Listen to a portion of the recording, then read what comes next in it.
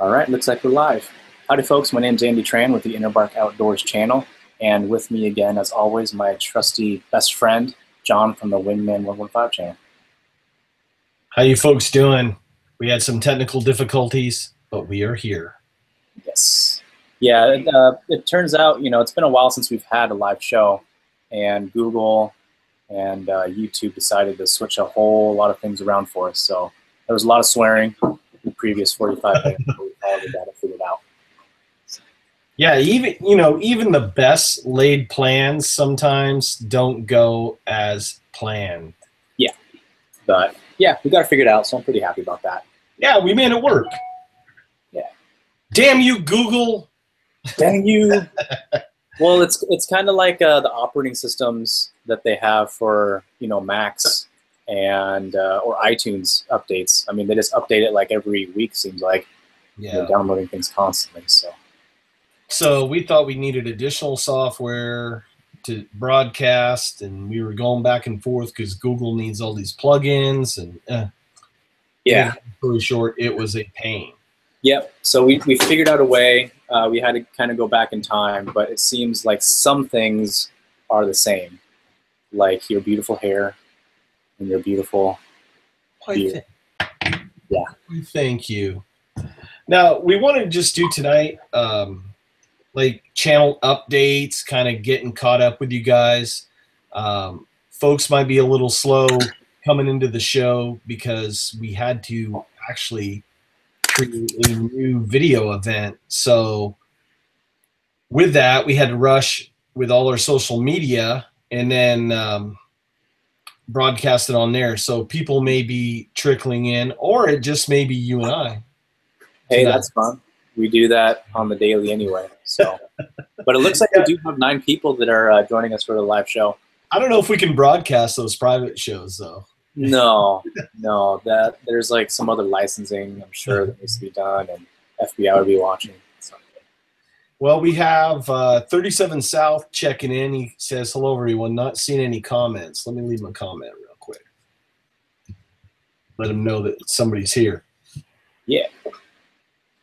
Yeah, so like I said on my Facebook page, I'm going to be releasing a coupon code for the show, and it'll be good for until the end of Sunday.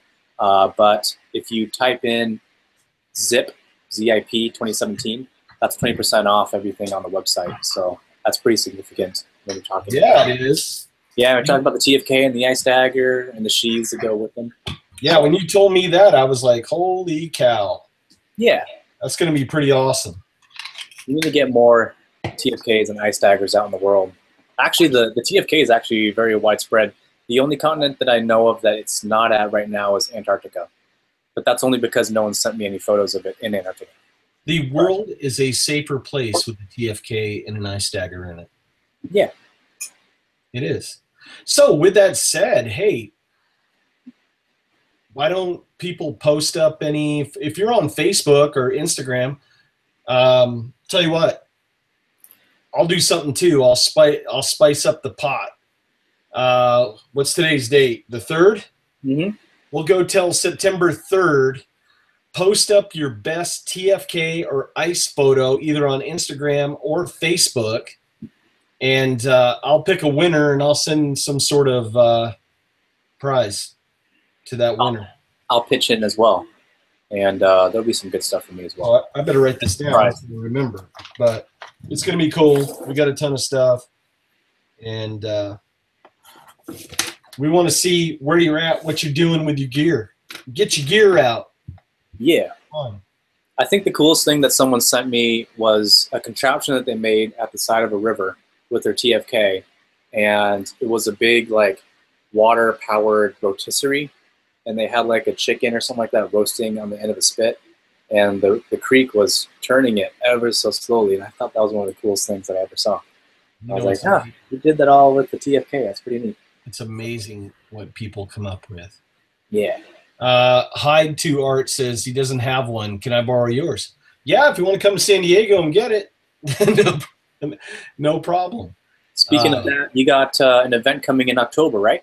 We do. Hey, I'm glad you said that because it's been a crazy day and I would have forgot. I got some surprise news.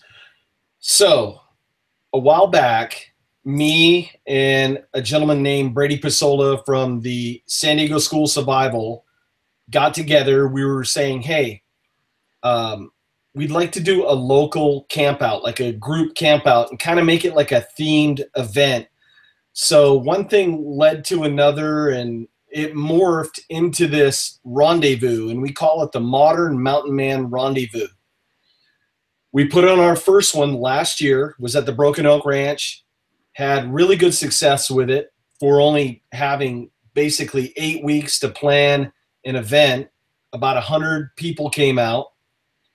We did traditional archery, land navigation. We had a gentleman from the SEER school that trains spec ops people. Well, I'm talking Navy SEALs and the Swift boat people and anybody do with spec ops, Marines, Navy people. He was there teaching wild edibles, and he had brought some rabbits and how to process those rabbits and things like that.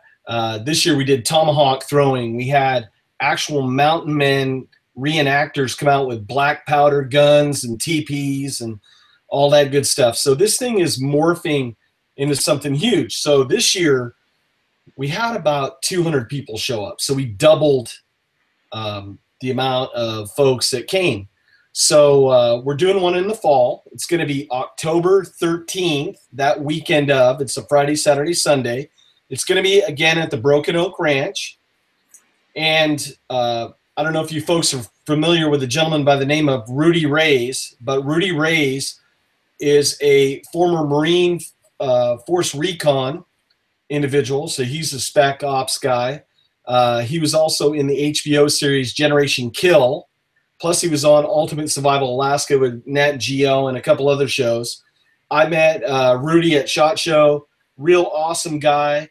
Loves the community. The proceeds of this event help a 501c3 that we created called Triple B Adventures. And what that is, it's a nonprofit group where we help active duty and veterans to get out in the woods and have that brotherhood, that camaraderie, because there's a lot of folks that are having issues nowadays coming back from Iraq, Afghanistan, you know, and all the other former wars with Vietnam and World War II and such.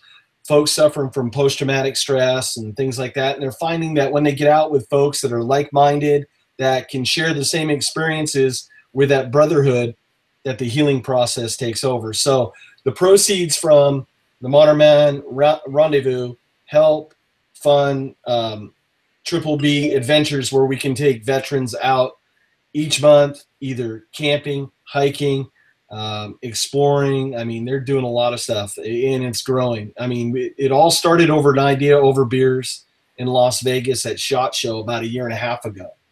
So it just goes to show you that if you act on an idea, great things can happen.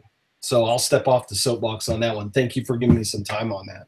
Yeah, well, you know, it's one of those things that I've been really wanting to go to, but every time, you know, it comes around, something's pulled me away. And I've been, you know, just sitting and looking at all your updates from the event, and I'm like, oh man, I wish I was there. And then I come chat with you when you're back from it, and you're all sunburned, and you know, you got a big smile on your face, and I'm like, oh, could have been there. What I'll do is I'll post links to both Triple B Adventures, the 501c3, and the Modern Mountain Man Rendezvous, the website links. I'll post them in the comment section, or maybe you can add them to the description later on if folks are interested in that. If you're in the SoCal area, you might want to make a trip down here. It's going to be a fun weekend. Yeah, and this year it's going to be at a new location, right, where you can shoot more black rifle and things like that? It's going to still be at the Broken Oak Ranch. They're doing some property improvements there to open up area for more folks to come. Excellent. Yeah. Now, is there a cap to how many people can register for it? All I know is this, that if you sign up early, it's just like any event. If you sign up early, the cost savings is greater. So September, there's going to be a cost increase, and I'm talking this stuff's affordable. It's going to be like $30 to camp out for the weekend, $10 to park. You bring your own food and tent, and then you're going to get all these skills clinics that you can go a la carte and go check out. You know, if you had to go learn wild edibles or wilderness first aid or land nav or traditional archery or tomahawk throwing, if you went and had a coach, a mentor, or somebody instructor train you, some of these events would be hundreds of dollars. We're doing it for like $30 a person. Yeah, because if you get any of those emails from like REI or anything like that, land navigation itself, I think, is a $300 course. Oh, yeah. That's just a course. Now, I mean, it's not going to be no like super uber in depth, but you're going to get basic knowledge on stuff to give you that little mustard seed that's going to grow into something huge. And it's a chance for folks to come out. Maybe they never camped before, or they're afraid to go. You'd be surprised how many people I take out in the woods if it's their first time, and they're scared as heck. They're afraid, and it's like, what are you afraid of? You know, they hear trees creaking and stuff. They're freaking out like it's Sasquatch behind trees. And, you know, we just take it for granted because we've been out in the woods, you know, as kids all our life. But there's a lot of folks that it's their first time. So yeah, these programs are pretty good for them. You know, I've been in the woods a lot, and there are a lot of noises out there. And only one time has it ever been anything bad. And that was a bear that ran into my camp. But then he booked it right down the hill once he saw me. So. Yeah, but otherwise, nice and good. And I don't think San Diego has a lot of black bears either. No, actually, in all the years that I've been out here, there's only been one sighting, and that bear had come up from Mexico. Generally, there's no bears that are south of the 10 freeway, which is near Palm Springs. That's usually like the line of demarcation. So on the north side, you have a mountain called San Gorgonio, which is about, I want to say, 12,000 feet.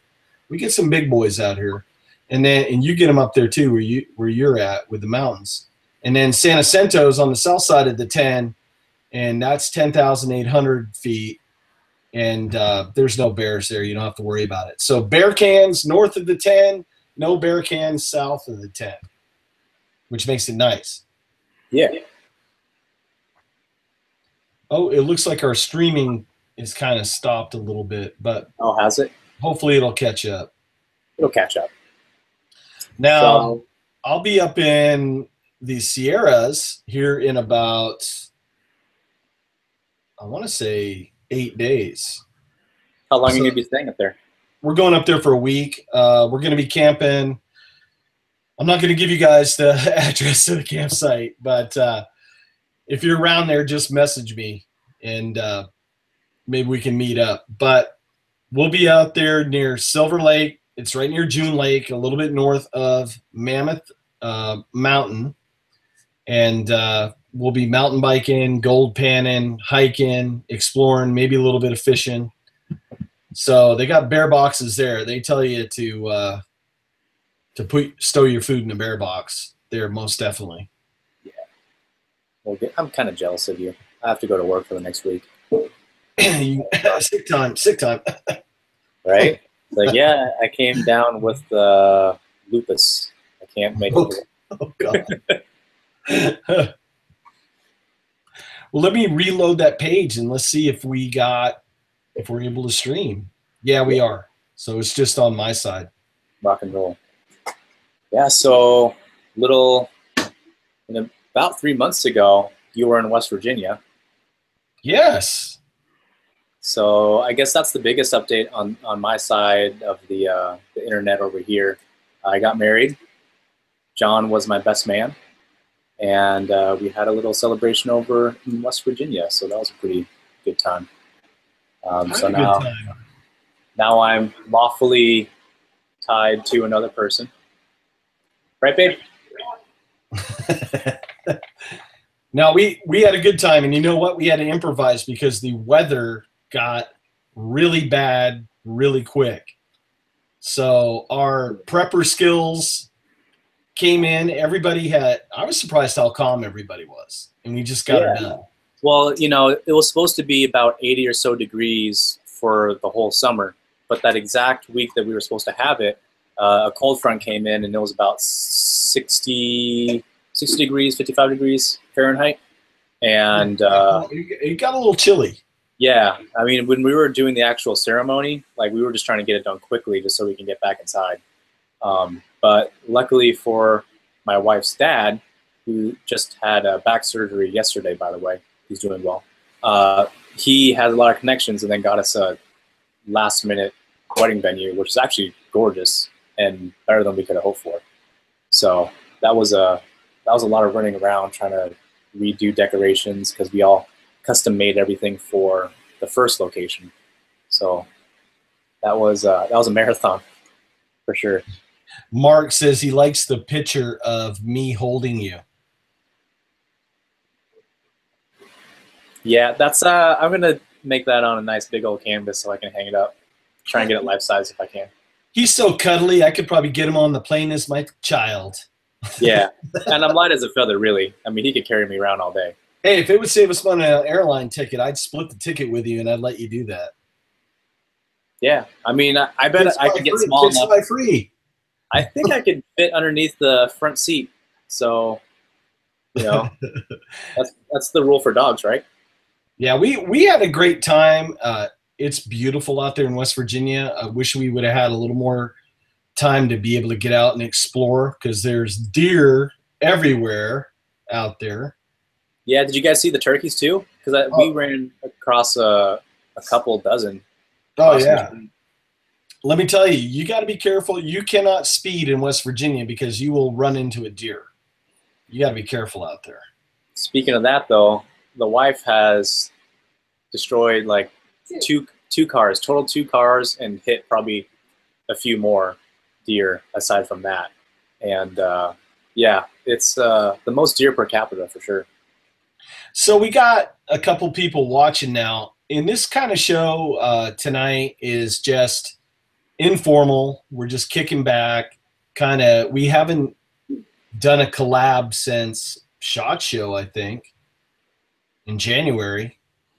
And oh my gosh, it's been that long? Yeah, I think it has been. We're just getting caught up with you folks. I know Andy's been so busy. It's been crazy busy with me with work and all the other stuff. But we're going to take your questions, your comments. We'll do our best to answer them. And we're just going to have fun tonight. You know, we'll let it ride for a little while and see where it goes. Yeah. So what's new in the world of you? Do you have any cool video projects that people can be looking forward to? I do. At SHOT Show, I had a chance to meet Ryan Hoover, and he has a dojo called Fit to Fight. And Ryan Hoover's the real deal as far as mixed martial arts, but he trains law enforcement, security, business executives, stuff like that. He did a collaboration knife with First Edge. Now, if you folks follow along on my channel, you know that First Edge is here in San Diego. They've made knives for some spec ops schools, and they do some really cool work. So we're going to be doing a video review on this bad boy right here. Now, this is a self-defense knife. This is the HR1, and this is not an EDC. Ryan Hoover makes that clear. This is one of those knives that you keep on you for when it goes south and you need to take care of business. So you want this knife sharp 24/7, probably almost like the Ice Dagger. Yeah. The Ice Dagger's designed. It's not designed as an EDC. It's designed that you're on your back, somebody's beating the snot out of you, and now you gotta eliminate the threat. So, yeah, there was recently another story of I think it was a deputy that stabbed a suspect because he was trying to go for his gun, and so I'm assuming that he had the guy's hand trapped on the pistol in the holster, and he pulled out his knife and then went to work on him. So it does happen more often than you'd think. Oh yeah, and then let me run back here real quick. Now, all of this, you know, summertime has gotten away from me, but I got to do a few more videos with this Air Force air guns. This is their Escape. Now, this is a 25 caliber pre-charged pneumatic air rifle with a Walter Lothar barrel. I mean, this bad boy, it's hitting hard. I've got a few videos out already. I've chrony tested it. I mean, with a, let's see, I think with a 25 grain pellet, I'm getting about 1,170 feet per second. And a 22 rimfire does 1280. So we're looking to get out and do some coyote hunting with this bad boy. So my biggest constraint right now is just time and being able to get out there. But when I do, I'm going to be shooting some videos with this. I know that they also, if you check out Air Force air guns, if you're into that, they make a 45 caliber air gun called the Texan. And a good friend of mine, Rick Ward, the Urban Air Gunner, if you go to his channel, the Urban Air Gunner, or I think it's Urban Air Gunner, one of the two, he's got videos out there where he's shooting at 45 caliber. I mean, it's going to put the hurt. It's taking deer. They've gotten bear and wild pigs like down in Texas with it. It's just insane what a pre-charged pneumatic air rifle can do now. It's not like the little Daisy power line rifles from back in the day. This is big boy stuff now. But it's fun. I'm having fun getting out there. Awesome. So my question for you, and you may or may not know the answer, is what's the legality for flying with that in an airplane? Because it's kind of it's almost a firearm, but you also have compressed air potentially. Do you know how to travel with that on I've asked a few friends of mine, and what they've said is that you have to totally discharge all the air out of the tank. Has to be completely empty. And then what they do is they separate the tank. You know, if you're flying with CO2, just don't bring any CO2 with you and buy it where you're going. The tank would unscrew out. You just, and it's got a, if I don't hit myself in the head with it, it has a pressure gauge on the side. You just take all the pressure out of the tank, and then wherever you're going, you know, you hope somebody either has a compressor, or you have a big tank like a scuba tank, or one of the fire department tanks. I forget what they call them, the SCBA tanks or something like that. Yeah. And because you need to get something, you need a tank that'll hold over 4,000 PSI, because these are going up to 3,000 PSI. So you're getting probably, depending on where you dial the gun in. See, if you look on the side, there's a dial where you can actually decrease or increase the air that's going in that breech. So just for giggles, I turned it up all the way, full blast.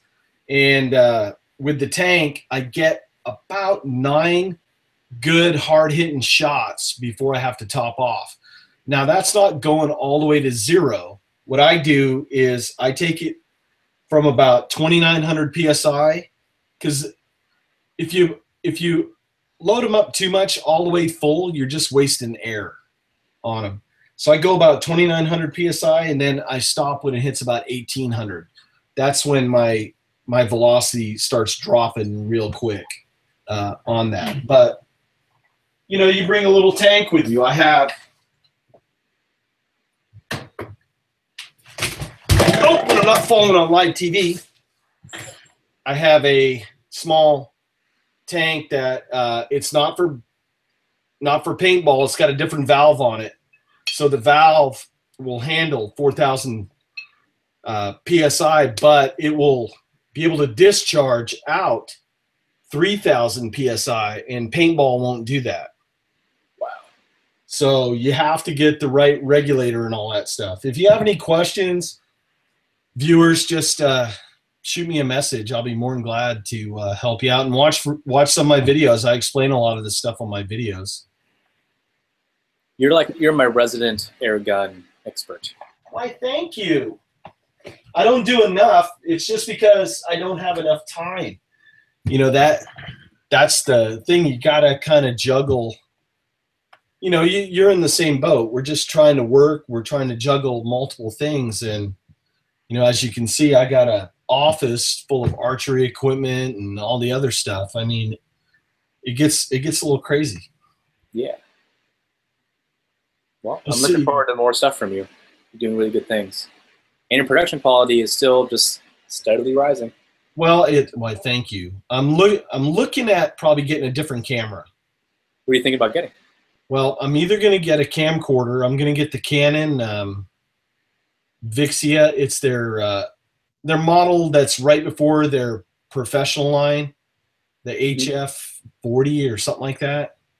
Or I'm thinking about getting the 80D DSLR. Just for autofocus, because being you know the drill. Being a one-man YouTube studio, it's hard to do it all. Make sure that you're in focus and you move around. If your depth of field's too shallow and you move around, now all of a sudden you're out of focus, and you know it's just it's a pain. But huge pain. You know, we have fun. Yeah. Hey, Journey to Adventure has a question. He goes, he was thinking about doing the bushcraft global trip. Do you have any advice or thoughts on how it was? So I guess my biggest question for him is what's his experience and comfort level with backpacking? This is definitely not something for the first timer.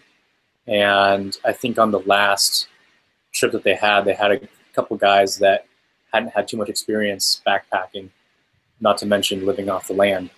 And they had a little bit of a difficult time trying to adjust. But if you're comfortable with being a little bit uncomfortable, then I think you'll be okay. Physical fitness cannot be stressed enough. You're going to be doing a lot of hiking in the jungle, and that's a lot different from hiking normally when you have a trail. This one, you're going to have a guy up front with a machete, and he's going to be chopping the stuff that's going to be getting in your face, but you're still going to have to go up and over logs, you know, crawling on your legs, on your hands and knees and things like that, fording rivers and big ponds and things like that. So physical fitness is a big thing.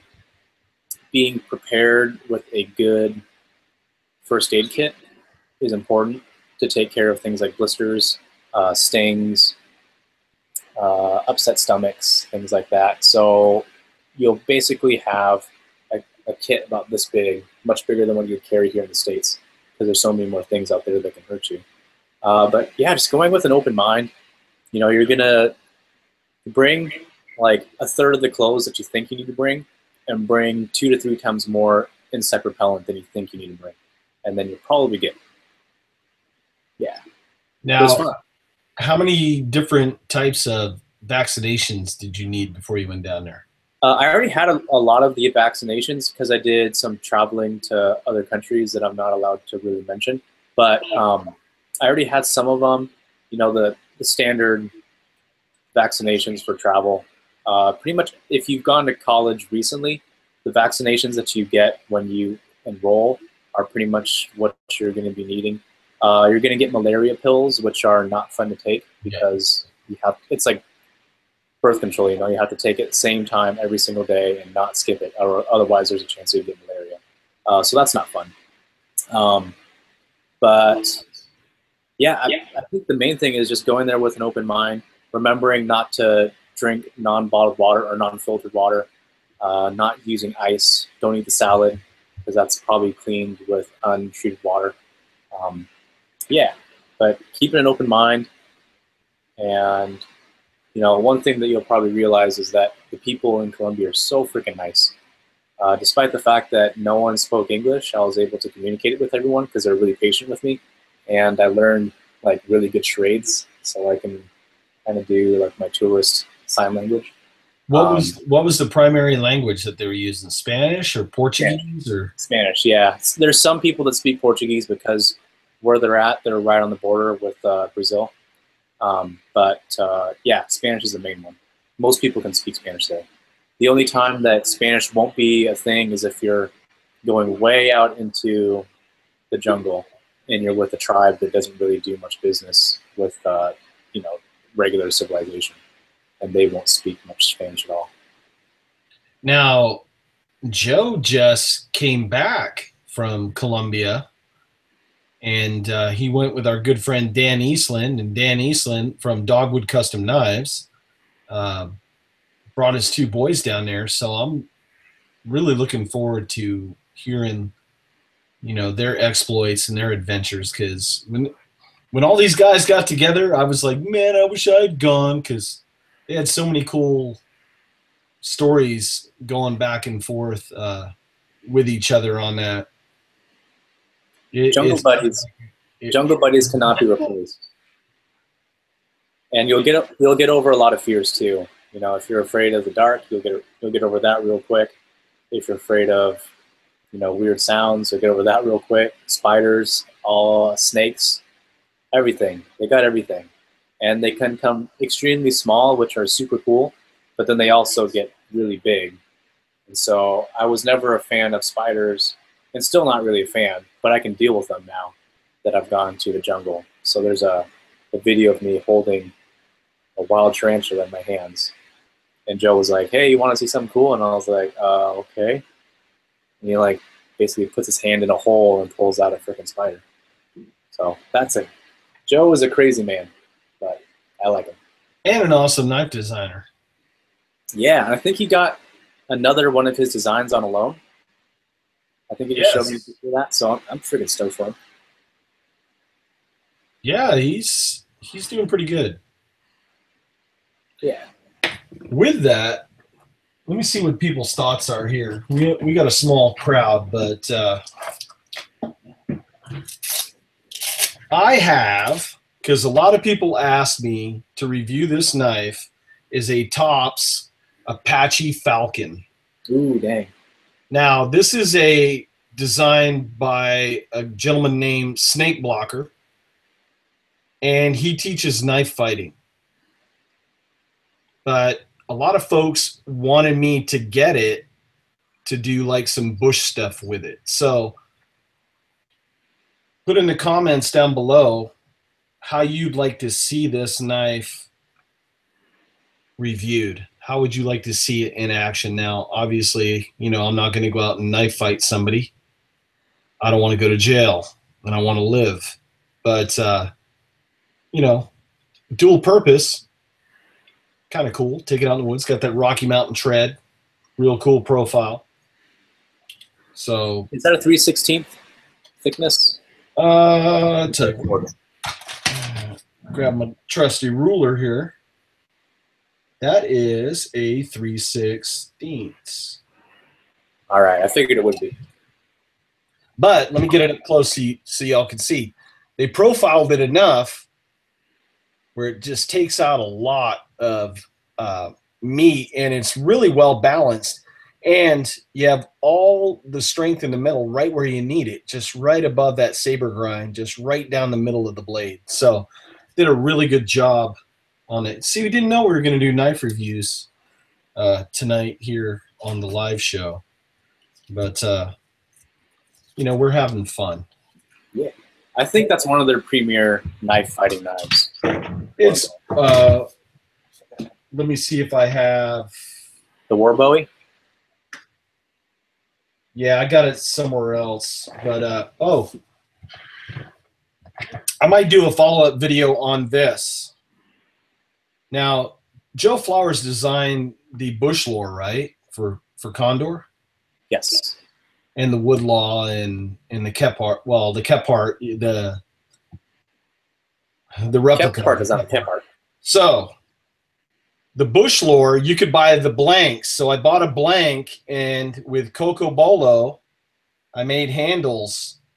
Now you can buy the blank for like $20 online. And it'd be a great project if you got a son or a daughter, or you're just looking to get into bushcraft, campcraft, whatever. And did my Coke bottle. But what you could use micarta, G10. I mean, you could use a lot of different stuff. Reason I use cocobolo is I didn't have to stabilize the wood. So a lot of wood, it's going to expand and contract based on barometric pressure, moisture, all that good stuff. Cocobolo is so dense that you don't need to stabilize it. Now, how they usually stabilize wood is they'll take the block of wood or the slabs of wood, put it in a container with some sort of epoxy mixture, and it's in a vacuum container. And then they'll do a vacuum to a certain PSI, and all that epoxy just gets sucked into the wood. And they leave it like that for a couple days. So what that does, it makes that wood basically this super strong almost like a polycarbonate wood fiber type material that's just badass. But one word of caution: if you do use cocobolo, wear a respirator or a really good face mask. The dust from this it's going to mess you up if you inhale it. And if you're sanding on this, you're going to get a lot of dust, sanding and cutting. So just a word of caution: if you use exotic woods, you need to be careful, because some of them you will have lung problems the rest of your life if you don't use the right safety gear. Yeah, because that has also a lot of oils that can mess people up too. Oh, yeah. But I love cocobolo. I love the figure in the wood. Hey, Lewis from LT Survival checked in. Hi, Lewis. Excellent. Tom Goodwin says that ironwood is another one that doesn't need to stabilize. You're right. But ironwood, I mean, it's really hard to work with and expensive. Yeah. Yeah, there's like Dan from Dogwood Custom Knives. When I was on his trip, he got a block of bloodwood, which has a lot of oil in it. So it's basically stabilized. And so he made a lot of stuff out of that. Black palm, the walking palm, is also another one that he used. And he actually used the piece that he got from our trip on my custom piranha. And since that has so much oil in it too, that doesn't need to be stabilized. So yeah, I mean, the Rainforest has a lot of cool materials. So if you do go on a Bushcraft Global trip, it's worth grabbing the little hunk. Oh, most definitely. And I had a chance to see the piranha that Andy got on our first trip to SHOT Show together.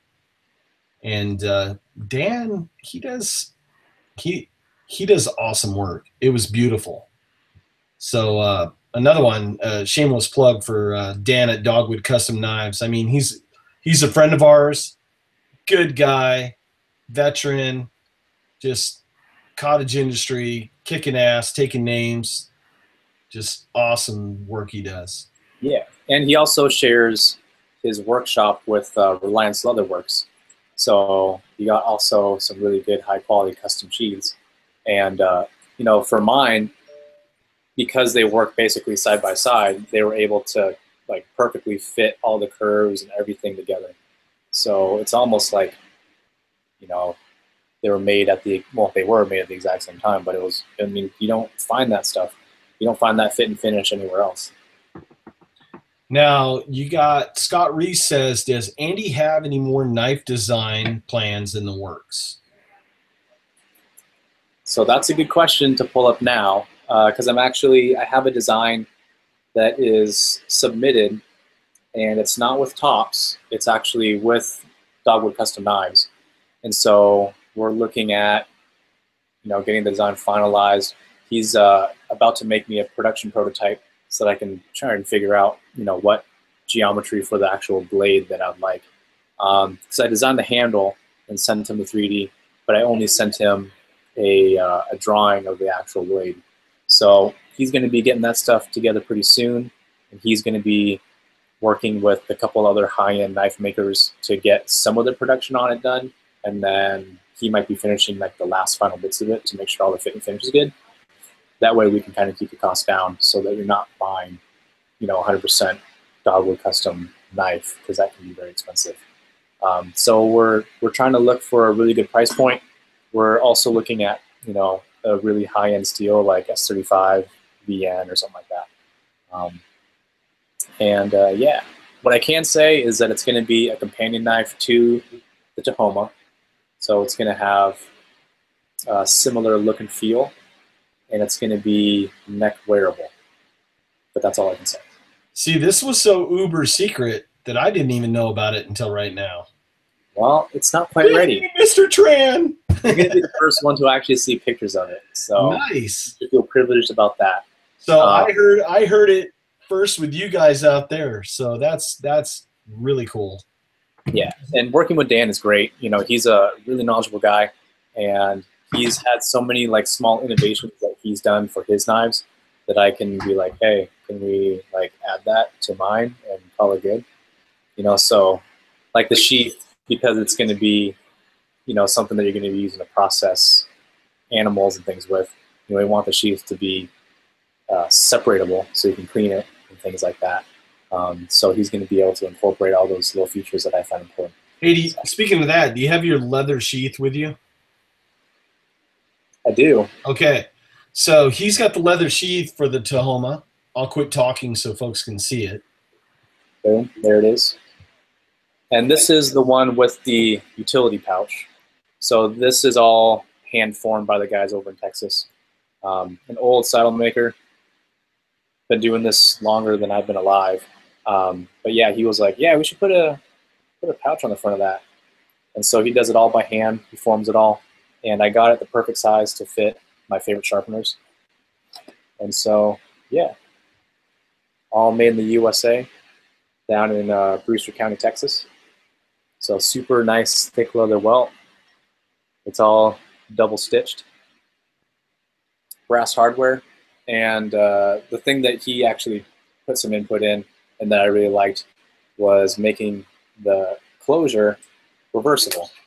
So if you're wearing it on the right side, it's slick. So if you brush by some twigs or something like that, it's not going to pull apart on you as if it was like this way, because then it would pop.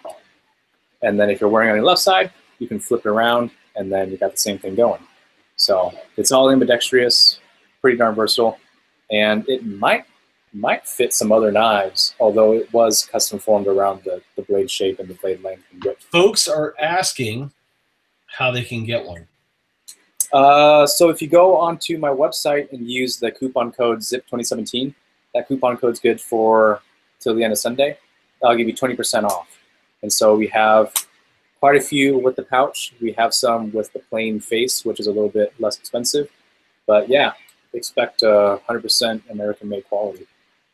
Now, I have one, but it is so beautiful, I am so afraid to take it out in the woods.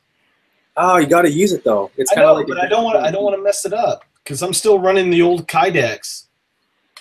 That you're not doing these anymore on your site, just the leather, right?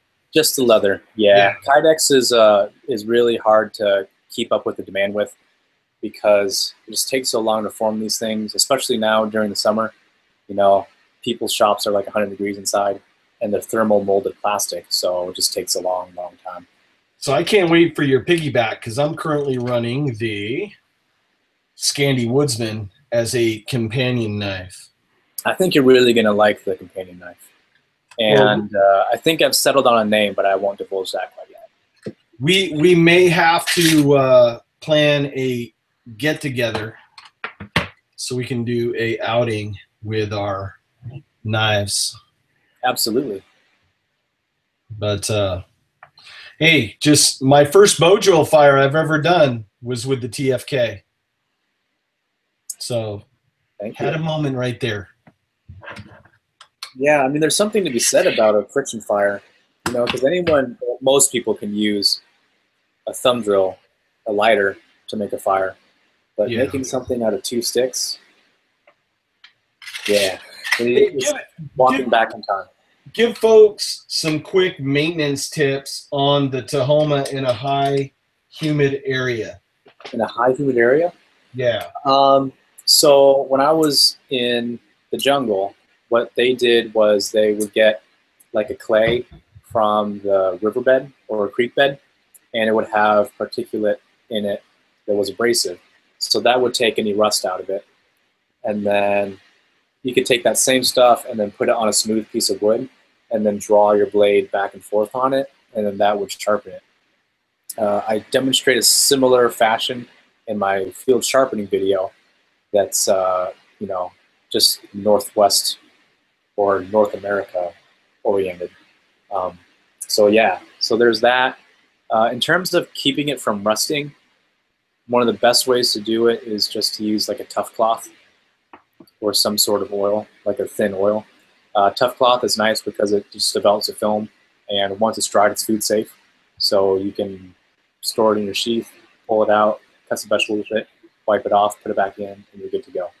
I've seen a lot of people use animal fat, and I don't like to use that sort of thing just because with the leather sheath, it's going to get all up in the leather structure, and that can go a little bit nasty.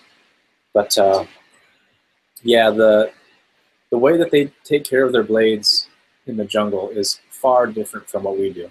Like if you have a machete and it's all rusted up, you can go to the riverbank and then just start chopping into the riverbank, and you're not going to hit a rock because there's no rocks whatsoever in the Amazon jungle, and that just the action of that will just take any of the rust off. So yeah, they got a lot of cool tricks that you can only do there. Hey, Mark says that he got a blank that he bought in the springtime, and he's going to get Dan to help him put firefly scales on it. Nice. Those firefly scales are pretty cool. I've got a few like little promo pieces that I set out, and they'll stay illuminated 8-9 hours sometimes if you got really good light that charged them up. Yeah, like when I was in the jungle with Dan, he'd be like, we'd be around the campfire, and I would look down, what he was doing, and that thing would still be glowing nice and bright, even after the sun went down, and we're in the canopy. So yeah, does its job. Well, Tom says that it has a clear ceramic coating on it. He goes, so why would you want to scratch it off? Well, despite the fact that Cerakote's one of the better coatings, it does get a little bit of that corrosion in it. But for my knife, I don't know if you can tell, but I've used it so much that even the ceramic coating has pretty much come off on it. Yeah, if you're batoning and chopping and doing things, I don't know of any coating that's going to stay on. The best coating, the best way to keep it good is just to use it all the time. Yeah, I've heard of like the DLC coating, diamond laminate coating or something like that. That stuff's supposed to be pretty rock and roll, but then that takes a knife from like the $200 range all the way up to like $600. Yeah. So for $400, I'll just use a tough cloth and be done with it. Tough cloth is like $8, $10. And they'll keep them in a Ziploc. They'll last forever. Yeah, no problem with that. Hey, I love talking knives. I love talking air guns. Yeah. So speaking of that Firefly stuff, though, he's got some K-bar scales coming out for the Becker knives. So I think that's going to be pretty popular because Firefly scales are badass, and almost everyone owns a Becker. So, yeah. I still got to get one. You still got to get one? Yeah, I want to get a BK7. BK7. Okay. I wish it was that easy. No, what was cool last SHOT Show, we had a chance, Andy and I, you guys, if you missed our live show, we had Ethan Becker in the house at the condo during SHOT Show. For me, that was like a highlight of the week because Ethan Becker is like the godfather of innovation. I don't know what else to say, just not just knives. I mean the 888 blade device, or the figure 8 blade device. I'm pretty sure he was behind that. A lot of climbing gear for alpine climbing and stuff like that, and a chef.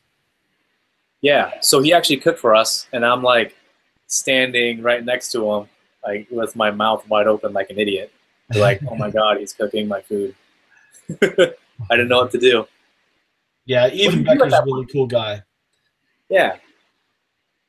That'd be like if Dwayne Johnson was like spotting me at the gym. Like that's like freaking awesome. I'd be like, this is so amazing.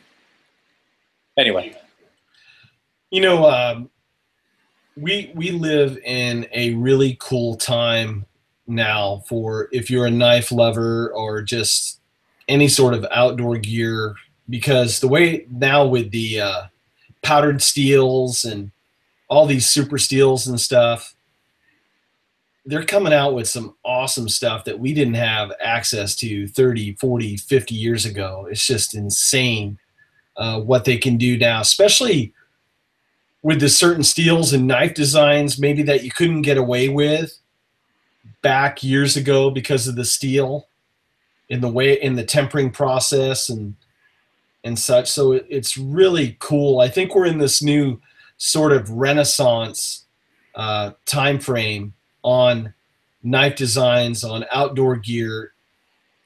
It's just amazing. yeah, and even just the manufacturing portion of it. You have some kilns that can get 5 degrees accuracy, so you can dial these things in really, really tight to get exactly what you want. And you have to be a scientist as well as a bladesmith to make it in this world these days. Yeah, you're right about that. Somebody, let's see here. Somebody's saying it. Willie, that he puts Singer's sewing machine oil on his blades, Singer sewing machine oil. and then also says Marvel's mystery oil. I've heard that's pretty good. I've never used it, but I've heard it's really good. So there's this new stuff by Demontech that they sent me. It's called the True Blue Gun Lube, and this is the grease that they developed. But they also have a liquid oil on a pinpoint applicator that works really well for firearms. I've been using it for the past couple months, and I'm going to try using it on my blade as well to see how well it does with corrosion protection. But back in the day when I used to race downhill mountain bikes, I used to use Demontech oils in on my chains and also in my suspension components. And that stuff would work so well because they have such a big history in motorsports. So now that they got this, what they did was they took their really good formulas that they had for motorsports and then made it more temperature resilient and added more corrosion protection because people were already using their motorsports oils and weapons. So yeah, it's just badass. I hope it's better than the frog lube that jammed up most of my guns. Yes, it is. I have not had any sticking issues like what we had with your frog lube. I remember that day. Your gun would not cycle. You were swearing up and down the line. It was like 41 degrees out, and the slide wouldn't move on my handgun because frog lube just seized it up. Yeah, and you're not the first person to have that sort of experience either. No. You can follow their instructions to the T, but the type of oil that it is and the oxidizing that happens to it, it just doesn't work. Yeah, I warmed up the parts the way they said. I followed all the manufacturer guidelines on doing it, and no, man, and it was such a pain to clean that gun after to get all that frog lube out.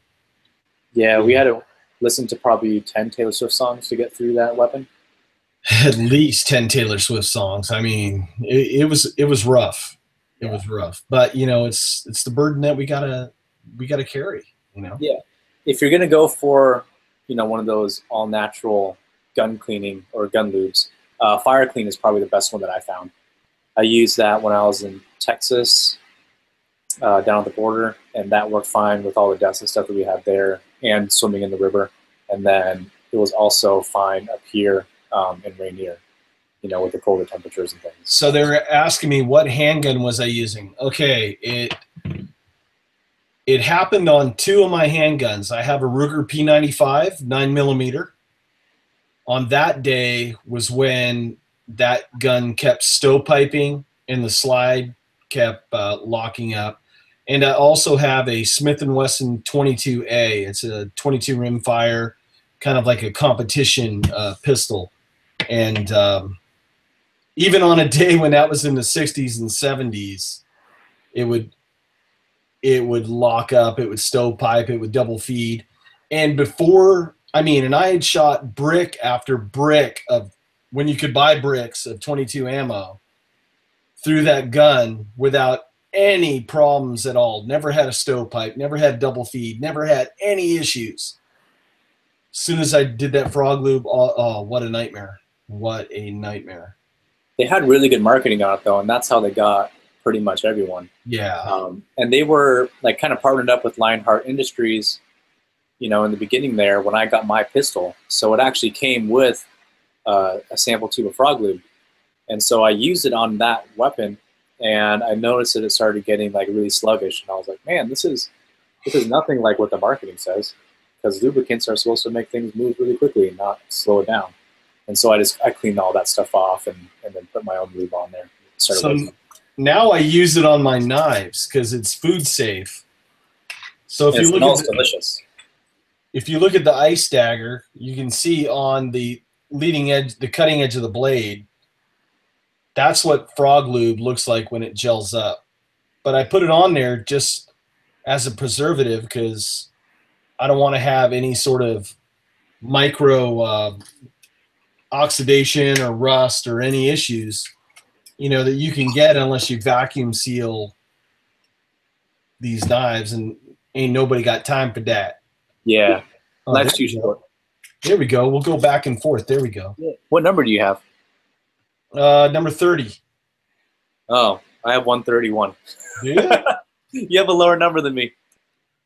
Well, you're the one who sent it to me. I know. Regrettably, I didn't ask Tops to like pull aside number 1, 2, or 3.